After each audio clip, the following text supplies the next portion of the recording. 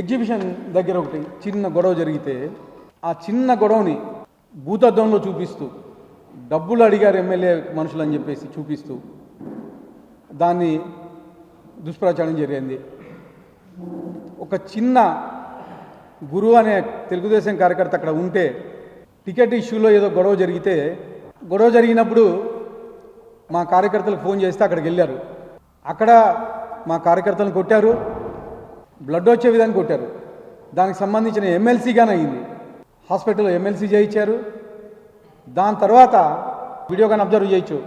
మా వాడు ఉండేది ఒక్కడు. దాదాపు ఎగ్జిబిషన్ నిర్వాహకులు 20 మంది ఎగ్జిబిషన్ నిర్వాహకులు ఆయన కొట్టడం జరిగింది. కానీ దాన్ని నెక్స్ట్ డే పొద్దున్నే ఎగ్జిబిషన్ నిర్వాహకుడు ప్రెస్ మీట్ పెట్టి ఎస్పీ గారు కంప్లైంట్ ఇచ్చారు. ఎమ్మెల్యే మనుషులు 20 లక్షలు అడిగారని చెప్పేసి. ఎక్కడైనా ఒక చిన్న ప్రూఫ్ చూపించాయా?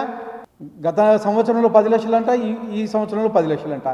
నీ టర్న్ ఓవరే మొత్తం ఎగ్జిబిషన్ టర్న్ ఓవర్ 20 లక్షలు ఉండదు, 20 లక్షలు అడుగుతామని చెప్పేసి ఎస్పీ కంప్లైంట్ ఇస్తావు. దీని వెనక ఖచ్చితంగా వైఎస్ఆర్సీపీ నాయకులు ఉన్నారా లేకపోతే ఇంకోరు ఉన్నారా అనేది ఖచ్చితంగా విచారణలో తేలుతుంది.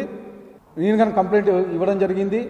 నిజ నిర్ధారణల చేయమని చెప్పేసి ఎస్పీ గారికి కానీ చెప్పడం జరిగింది. దేనికంటే ఎవరు ఇష్టం వచ్చినట్లు వాళ్ళ మైక్ ఉంది కదా అని చెప్పేసి, నోరు ఉంది కదా అని చెప్పేసి మాట్లాడుతూ ఉన్నారు.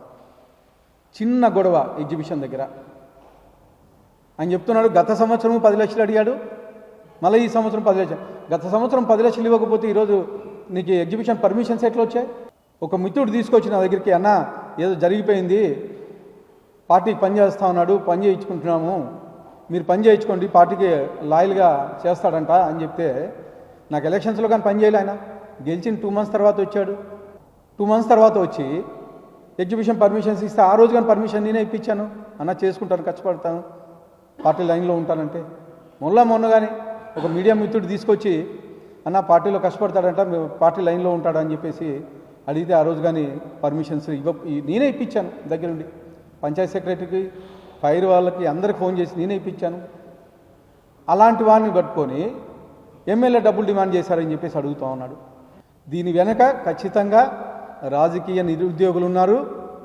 మా పార్టీ, మా ముఖ్యమంత్రి వర్యులు నారా చంద్రబాబు నాయుడు గారు నిశ్చితంగా గమనిస్తున్నారు. ఖచ్చితంగా చర్యలు తీసుకునే క్రమంలో ముందుకెళ్తాం.